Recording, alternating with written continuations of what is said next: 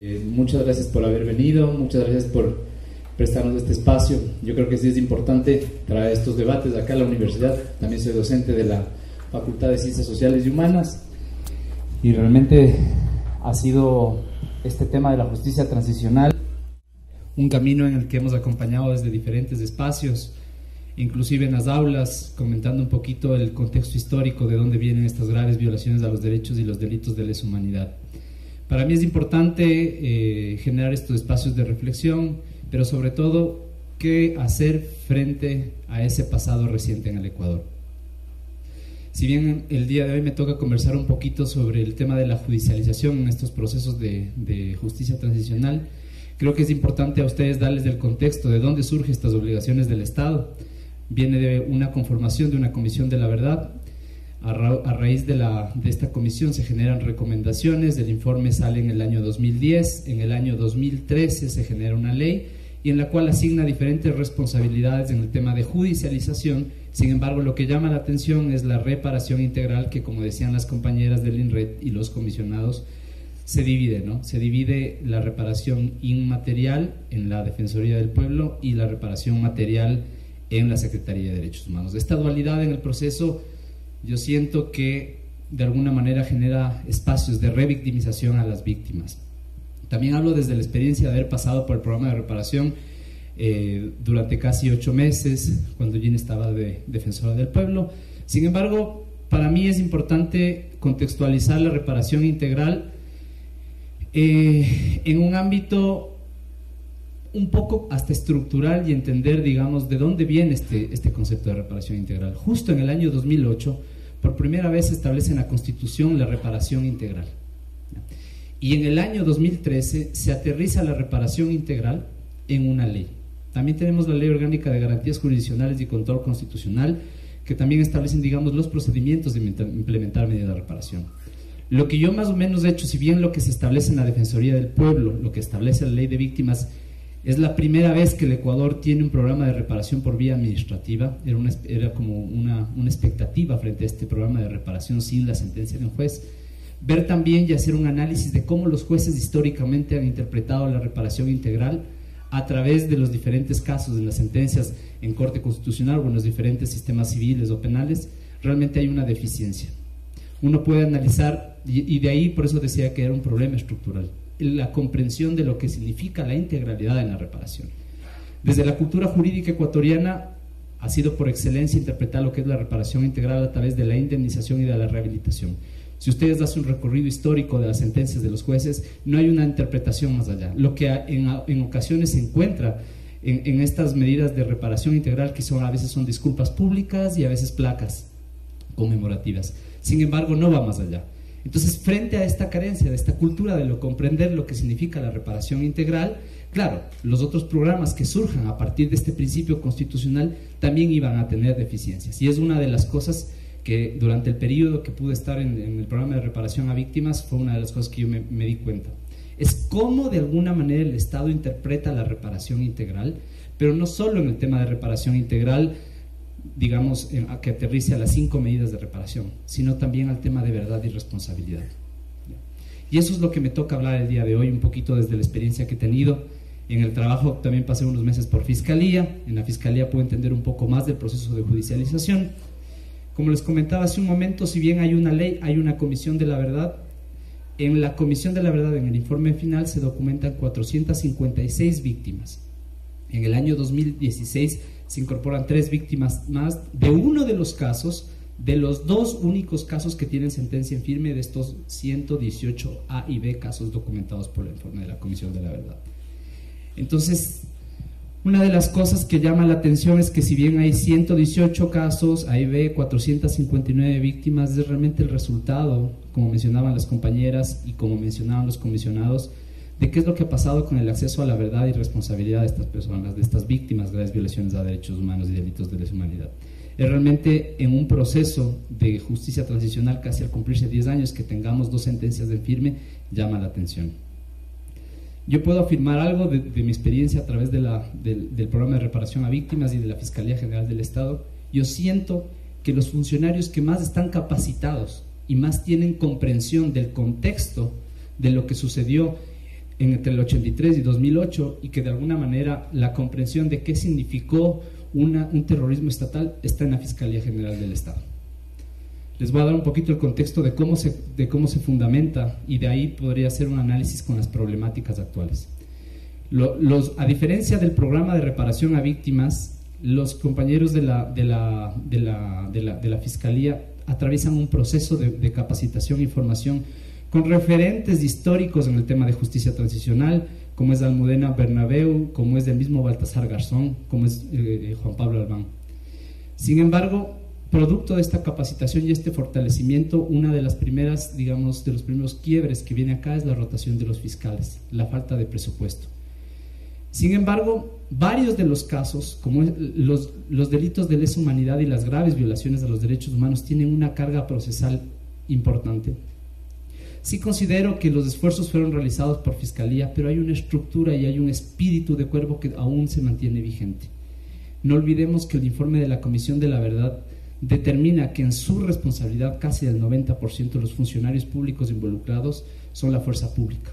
Entonces, ¿qué tenemos detrás de la fuerza pública? Tenemos Policía Nacional en su mayoría y militares. Como he ido haciendo también, porque en parte de mis líneas de investigación es de este tema de la justicia transicional, es ir viendo las estructuras de mando, la responsabilidad que tienen las personas que están atravesando estos procesos judiciales. Y de alguna manera, luego de reflejar de cómo de alguna manera se iba caminando hacia la justicia, eso era uno de los primeros obstáculos para de alguna manera generar los procesos de judicialización. El espíritu de cuerpo de estas autoridades públicas presentes todavía, digamos, hasta la actualidad, porque muchos de los perpetradores, muchos de los presuntos perpetradores que están en el informe de la Comisión de la Verdad, en la actualidad todavía ocupan cargos dentro de la fuerza pública. Creo que para mí también es importante dar otro dato alternativo. En el proceso de la judicialización hay un antes y un después. Para mí es importante del análisis que he realizado a partir del 30 de septiembre del año 2011, realmente los procesos de judicialización se vienen abajo. Además, otro de las causales es en el año 2015, en la audiencia de judicialización del caso de Susana Vacas Caja Jarrín, lo que sucede es el espíritu de cuerpo se hace presente en la audiencia, lo que genera de alguna manera es como de alguna manera una amenaza a los jueces de la Corte Nacional que estaban llevando en el caso en ese momento. Si ustedes analizan, los dos únicos casos que salen como producto de la judicialización son el caso Lema y el caso González y otros, más conocido como el caso Fibeca. Sin embargo, el caso que se estaba llevando por delitos de lesa humanidad, el primer caso que se estaba judicializando por delitos de lesa humanidad, se queda interrumpido hasta la fecha. Y aquí hay que ser claros con algo. Este caso, como le corresponde analizar a la Corte Nacional de Justicia, tiene fuero de la fiscal. Y los últimos fiscales que han atravesado por la Fiscalía, que de alguna manera han estado en los últimos casi 3 años, desde el año 2016, no han tenido la voluntad para de alguna manera impulsar estas actividades. Eso ha generado también un retroceso en los procesos de judicialización, debido a que el fuero la tiene la Fiscal General de la Nación y también las tienen las otras autoridades de las Cortes más altas del Estado ecuatoriano. Ahora, ya dado un poquito, digamos, este contexto de las principales problemáticas, claro, si uno empieza a pensar, digamos, en los 118 casos, en los 2 casos que se han judicializado, hay, como decían los compañeros del INRED, hay 14 casos que están en procesos de investigación, todavía falta mucho en este camino. Y yo quiero también como que entender un poco el proceso que vivimos en Ecuador. Es un proceso reciente, sí es un proceso reciente, sin embargo, creo que la voluntad y el apoyo que dan estos organismos internacionales son fundamentales para los procesos de judicialización.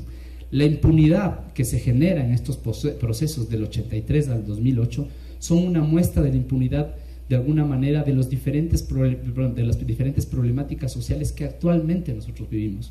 El tema de violencia intrafamiliar, el tema de violencia de género, el mismo feminicidio, realmente son, si uno dice no, es que no pasa nada, son casos de delitos de lesa humanidad, eran quizá personas, desde el imaginario social ecuatoriano, personas que pertenecían a grupos insurgentes, por eso debían ser exterminados. No, la impunidad de alguna manera lo que genera es la falta de garantía del derecho a la verdad a la judicialización, al determinar responsables, y esta impunidad se va volviendo estructural. El círculo de violencia continúa. Otra cosa que antes de los 2 minutos, la verdad que ni me di tiempo, que me di cuenta que ya habían pasado los 8, quería mencionar algo que es súper importante y que se trabajó durante la gestión que se hizo en la Defensoría del Pueblo. Es, aparte de estos 118 casos, de estas 459 víctimas documentadas, hay casos documentales y hay víctimas también, 18 casos que no entraron debido a la restricción de carácter temporal. Y aquí es necesario hacer una aclaración. Durante el periodo que estuvimos con Gina, una de las cosas y uno de los avances importantes fue obtener esa información de las víctimas que han sido identificadas por parte de la Fiscalía durante casi 4 años. Sin embargo, hasta la presente fecha no hay un reconocimiento de las víctimas. El artículo 9 de la resolución 198 de la Defensoría dice claramente que esas víctimas que de alguna manera no están documentadas, sin embargo que fueron investigadas, podrán ser beneficiarios del programa de reparación. Sin embargo, la actual Defensoría del Pueblo no les da el reconocimiento, no les permite ingresar a estas víctimas, y lo que está haciendo es generar procesos de indefensión de estas víctimas, de invisibilización. Cabe mencionar que en los contextos de justicia transicional esto es muy claro. Son procesos en los cuales se va avanzando. No son solo 459 personas que sufrieron graves violaciones y delitos de lesa humanidad durante este periodo. Por desconfianza, por temor al mismo Estado que era el perpetrador, muchas de ellas y muchos de ellos no denunciaron. En este sentido, es importante para la Fiscalía que genere estos procesos de capacitación. Para finalizar, si bien el Estado está en deuda un poco en este proceso, está en deuda totalmente en el proceso de judicialización de casos, yo sí creo que es importante generar, digamos, sobre todo la participación de las víctimas. Sobre todo, para mí realmente una de las cosas con las que me quedo de haber atravesado ese proceso en la Defensoría del Pueblo es ver que ahora el Comité de Víctimas esté presente en Washington con el apoyo del INRED, la Mesa Nacional esté retomando de nuevo ese papel, que estemos juntándonos, buscando una causa común, un nexo causal de nuevo para poder de alguna manera visibilizar estos casos, que el Estado de alguna manera recoja estas denuncias. El día de ayer justo pensábamos con Elizabeth en el tema de la construcción de la memoria. Tuvimos una reunión porque para nosotros también es una preocupación en cómo se está dando el manejo documental, los archivos. Para la Fiscalía es importante el manejo de los archivos. Estamos trabajando con Archiveros Sin Fronteras para ver que de alguna manera se nos establezca un proyecto para que estos documentos, imagínense, desde la sociedad civil generemos una garantía de que de alguna manera se conserven estos documentos para que en las investigaciones a futuro que lleva la Fiscalía tengan acceso a esos documentos. Entonces también pensábamos, ¿no? Por ahí conversábamos, decíamos, ahora la UNASUR ya no está. La UNASUR tuvo que ser, ya no está funcionando. Sin embargo, ese edificio le pertenece al Consejo Provincial. Decíamos, ¿por qué no gestionar un espacio desde la UNASUR como un espacio para la memoria, desde el edificio de la UNASUR, que bueno, ya tendrá otro nombre, como un espacio para la memoria, en donde esos archivos que se encuentran en el Archivo Nacional pasen a un lugar donde tengan esa seguridad, esa conservación, pero además también que las víctimas sean partícipes de esa apropiación de ese espacio, y que el Estado de alguna manera trabaje con ellos para que se recuerde lo que ellas quieren recordar, no lo que el Estado quiere recordar, porque de alguna manera todo lo que estamos viendo es de lo que teóricamente se habla de las políticas de olvido. Si bien la Defensoría del Pueblo dice que de alguna manera se está generando, se están remitiendo, no hay una política pública clara que genere esa política, de alguna manera que genera políticas de olvido en relación a las medidas de reparación. Solo para finalizar una cosita, yo vengo de la Defensoría Pública desde los distintos escenarios donde yo he podido estar, he pensado en estos procesos. Actualmente he hablado con las autoridades y ya desde casi 2 semanas nosotros estamos, de acuerdo a la competencia que establece el reglamento 038, estamos creando una unidad de patrocinio para delitos de lesa humanidad. Hemos iniciado con las compañeras de ex Cochinelli, víctimas sobrevivientes del 516, y les vamos a dar el respaldo para que de alguna manera continúen el proceso de judicialización. Las otras víctimas están invitadas, la Defensoría Pública abre ese espacio para que de alguna manera lo que se mencionaba, que no ha habido el patrocinio por parte de la Defensoría del Pueblo, lo haga la Defensoría Pública a partir de este momento. Muchas gracias.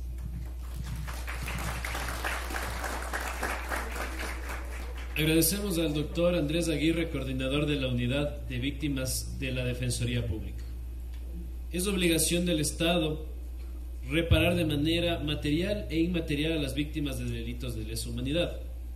Como segunda panelista invitada tenemos a la doctora Gina Benavides, coordinadora de la Maestría en Derechos Humanos de la Universidad Andina Simón Bolívar y ex defensora del pueblo, con el tema reparación material e inmaterial a las víctimas de delitos de lesa humanidad, impresiones sobre la audiencia y las recomendaciones emitidas por los comisionados en torno al tema de la reparación por parte del Estado. Rogamos utilice los 10 minutos para los cuales ha sido asignada su intervención.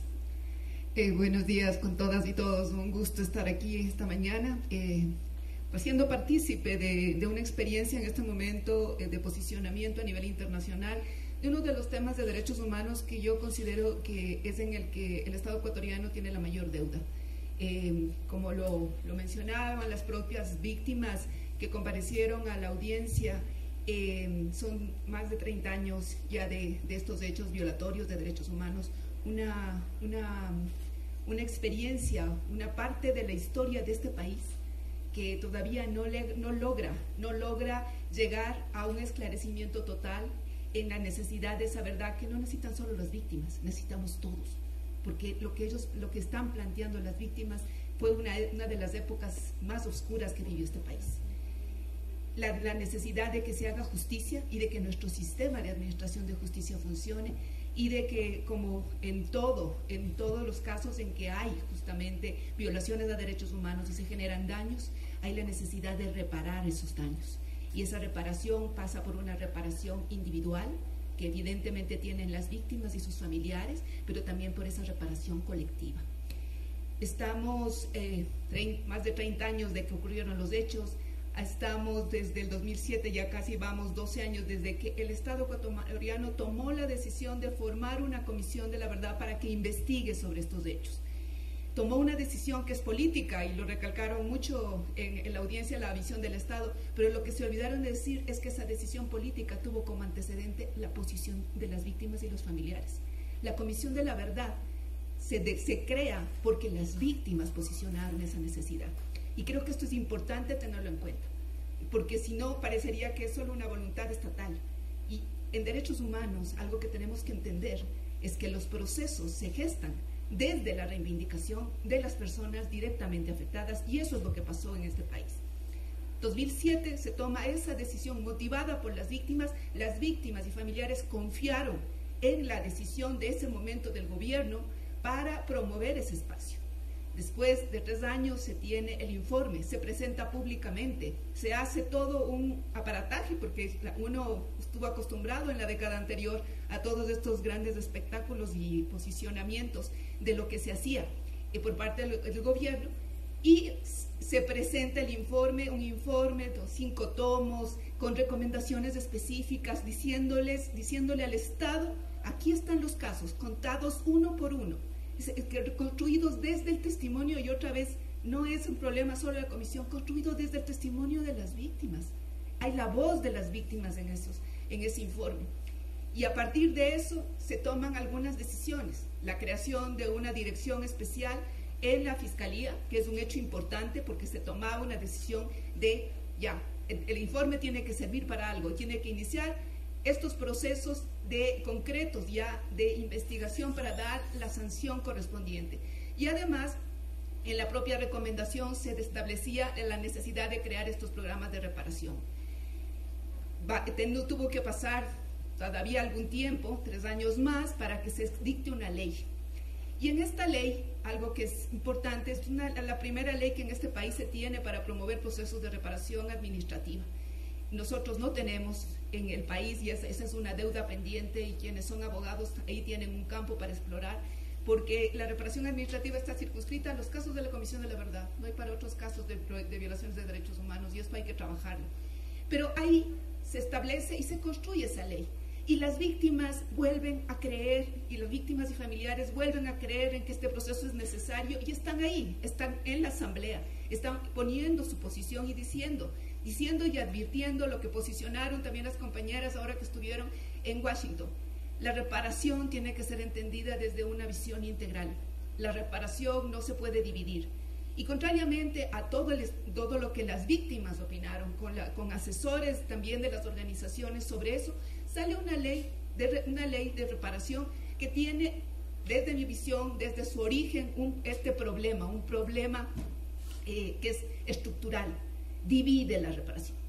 Entonces dice, ya, vamos a reparar, pero vamos a crear la interinstitucionalidad, que hablan también en la audiencia, y le damos a la Defensoría del Pueblo la reparación inmaterial, ¿ya? Ustedes se encargan de eso, la reparación material, Ministerio de Justicia y Secretaría de Derechos Humanos, y además también, dice la Fiscalía General del Estado, va a estar con lo judicial, el registro civil, porque eso no mencionaron, pero el registro civil también está en la ley, y el Ministerio de Cultura para el museo. A partir de este proceso, ustedes no se imaginan lo que costó que se pongan de acuerdo en cada una de las instituciones qué es lo que tienen que hacer. A la Defensoría del Pueblo le tomó 2 años estar estructurando, 1 año y medio, y ya la Secretaría le ha costado como 3, ya comenzó y terminó en este año con nuevas reformas en estructurar un reglamento. Porque primero no se ponen de acuerdo entre las instituciones, las visiones son distintas. Y eso es evidente si uno hace una revisión de las posiciones que se toman en cada una de estas instituciones y que no se generan procesos de diálogo. Por una parte, la Defensoría del Pueblo posicionando una visión desde la lógica de derechos humanos, aunque yo diría que en la época anterior tratando de mediar dentro de esa visión que tenía de cooperación muy cercana con el Ejecutivo.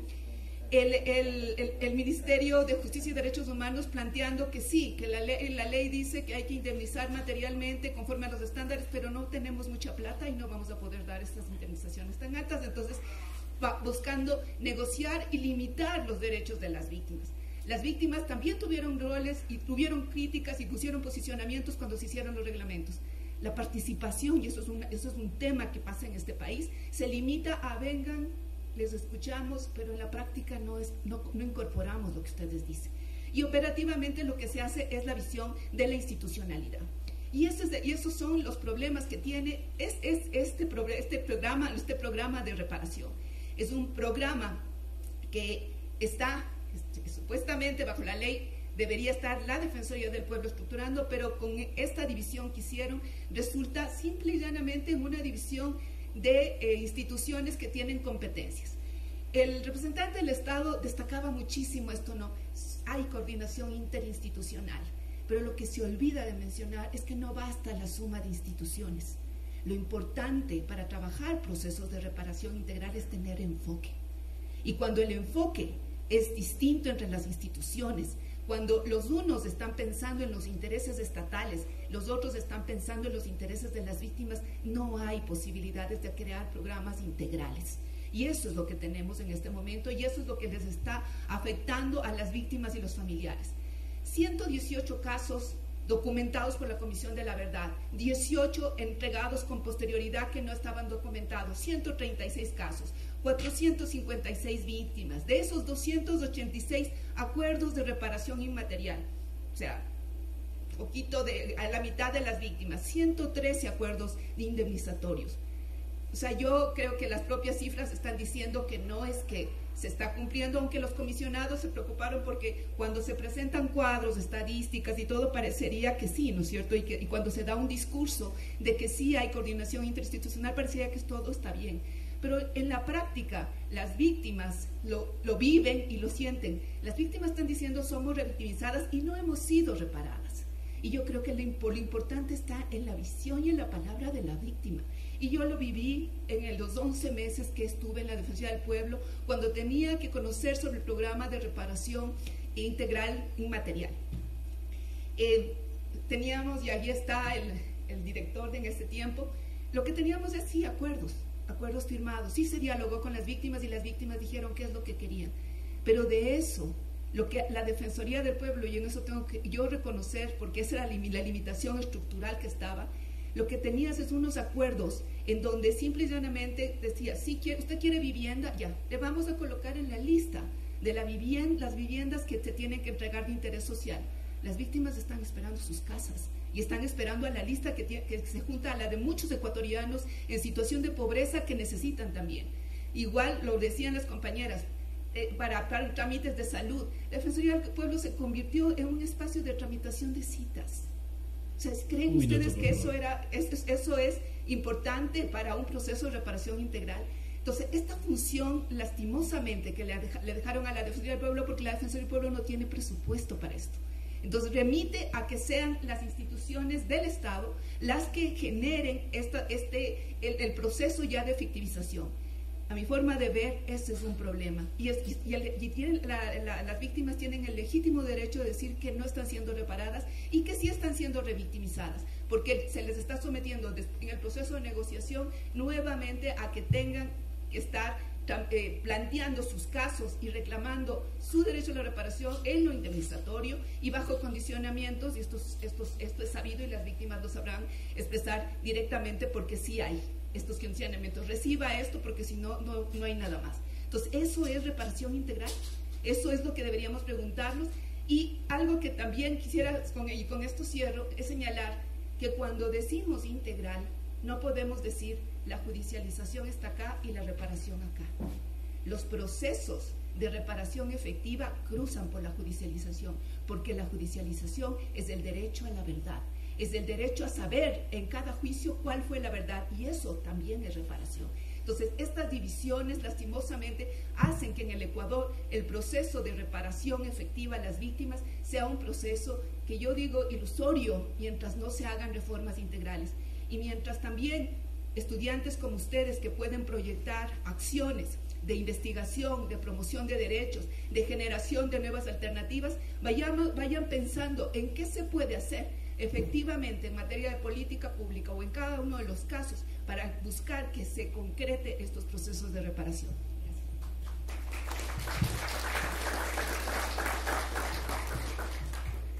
Agradecemos a la doctora Gina Benavides y destacamos cierta información del informe de investigación de la comisión, la cual ya nos mencionó que se documentaron 118 casos de violaciones a los derechos humanos, de las cuales se desprenden 456 víctimas directas. 269 casos sufrieron privación ilegal de la libertad, 365 padecieron tortura, 86 violencia sexual, 17 fueron desaparecidas, 26 sufrieron atentados contra el derecho a la vida y 68 fueron ejecutadas extrajudicialmente. Vale la pena tener presente que el 80% de las víctimas corresponden a hombres y el 20% a mujeres. Nuestro tercer panelista invitado es el doctor Yoder Rivadeneira, vicepresidente del Comité Nacional de Víctimas, quien abordará el tema Mirada colectiva desde el Comité sobre el accionar del Estado en el tema de verdad, judicialización y reparación a las víctimas de delitos de lesa humanidad. Tiene 10 minutos para su intervención. Muchas gracias, buenos días a todas y todos. Saludo muy cordial a los compañeros miembros del Comité Nacional de Víctimas que están presentes aquí. Mientras exista pobreza en el mundo, desigualdad, injusticia, van a haber y van a seguir habiendo violaciones a los derechos humanos. El Comité Nacional de Víctimas se forma a raíz de confluir diversos compañeros que fueron víctimas de gobiernos, de autoridades abusivas que atentaron a la dignidad humana. Y se conforma para exigir verdad, justicia, reparación, garantía de no repetición y recuperación de la memoria histórica. Y en eso hemos venido bregando desde hace muchos años. Al Comité Nacional de Víctimas y a las víctimas los gobiernos no les han dado absolutamente nada. Ha sido una exigencia nuestra, una lucha permanente para tener una ley, para exigir la conformación de una comisión de la verdad que investigue los hechos, que investigue los casos, los 118 casos documentados, las 456 víctimas que aparecen en ese informe, los 18 casos que aún todavía no los acepta la Defensoría del Pueblo, para poder seguir en este camino de exigir lo que por ley y por derecho nos corresponde. Una reparación integral en la medida de que nuestros derechos sean nuevamente recuperados en la memoria histórica del país.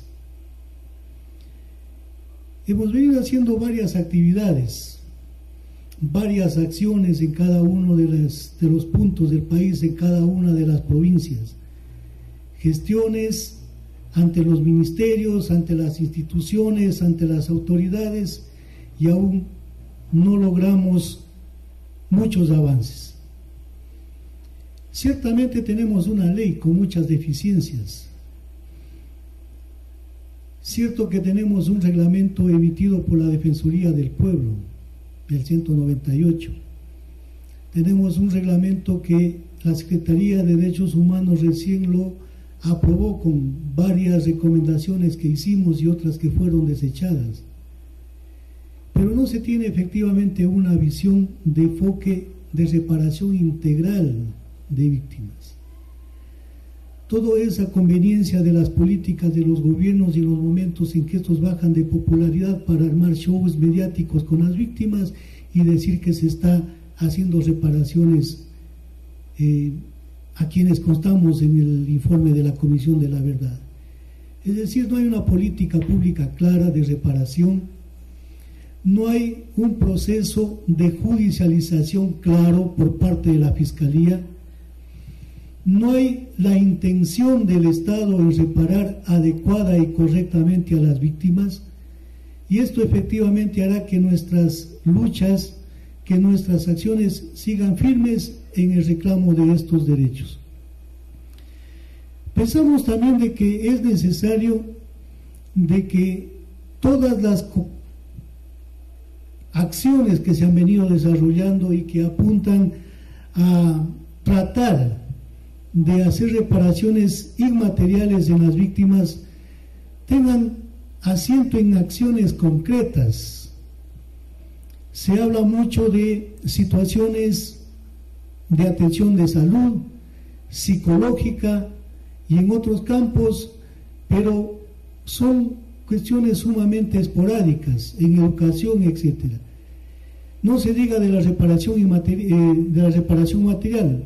Hemos entrado a un proceso de reparaciones materiales en donde las víctimas están siendo revictimizadas de manera brutal, y precisamente por el señor que acaba de hablar en la audiencia, el señor Santiago Morales y no sé qué otro apellido.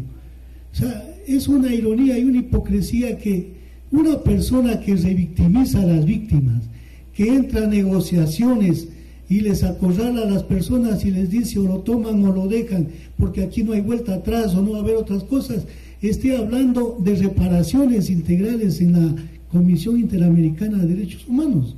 O sea, es una brutalidad por parte del Estado que mantenga esto y de los gobiernos que mantengan este tipo de funcionarios en este tipo de negociaciones.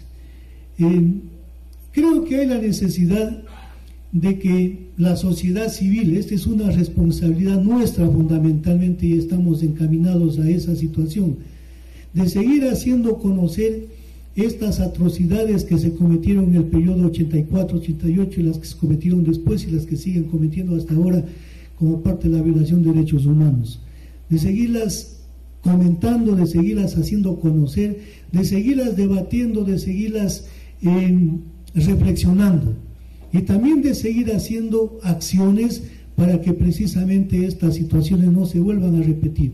Esa es una de las acciones que tenemos como parte del Comité de Derechos Humanos, del Comité Nacional de Víctimas. También es una responsabilidad que tiene la propia Defensoría del Pueblo, que hasta la fecha no ha asumido su papel de manera adecuada, de manera frontal en la defensa de los derechos de los ciudadanos en el país. No es posible que el Estado aún siga hablando del respeto a los derechos humanos y se sigan cometiendo barbaridades en cada una de las provincias del país, que se siga atentando contra la naturaleza, que se siga dando concesiones mineras para extracción de minería metálica en el país. Es decir, seguimos con políticas que no tienden para nada a respetar los derechos humanos y más aún a cimentar los procesos de reparación en el país. Creo que Este es un compromiso que tenemos el Comité Nacional de Víctimas en seguir exigiendo una reparación integral, la recuperación de la memoria histórica, de seguir viendo que los procesos o los acuerdos firmados por nuestros compañeros se revisen nuevamente para que las personas queden satisfechas de manera adecuada y su dignidad nuevamente sea rescatada.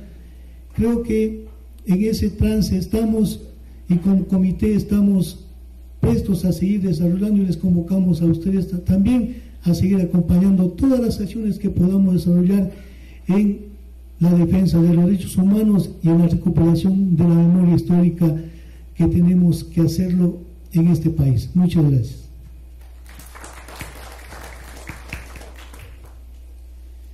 Agradecemos al doctor Yoder Rivadeneira por su intervención.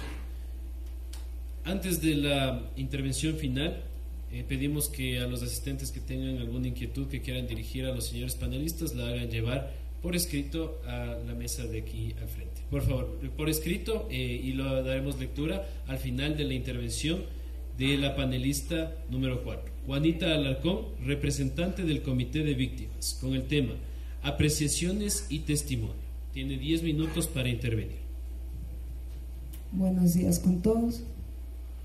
Mi intervención en este caso es que nosotros somos víctimas y la Defensoría del Pueblo a nosotros nos envía un documento en el cual nos dice que no nos puede aceptar como víctimas directas. ¿Por qué no nos puede aceptar como víctimas directas si nosotros vivimos, aún siendo niños, sufrimos en carne propia? Nosotros fuimos perseguidos, nosotros no tuvimos educación, nosotros nos educamos ya ahora grandes, y nos dice que no somos víctimas. Por medio de este documento nos envía la Defensoría del Pueblo que no somos víctimas. ¿Que acaso los niños no tenemos derecho? Somos adultos ahora, pero en ese tiempo éramos niños. Es mi apreciación y mi indignación al ver este documento que nos toma como títeres. Nos dice, para una cosa sí son víctimas, para otras cosas no. Reparan parcialmente a las víctimas, pero no integralmente. No sé a qué instancia deberíamos llegar nosotros para ver cuál es nuestra salida, porque a nosotros nos han acorralado con esto. Aquí este documento nos impide ser.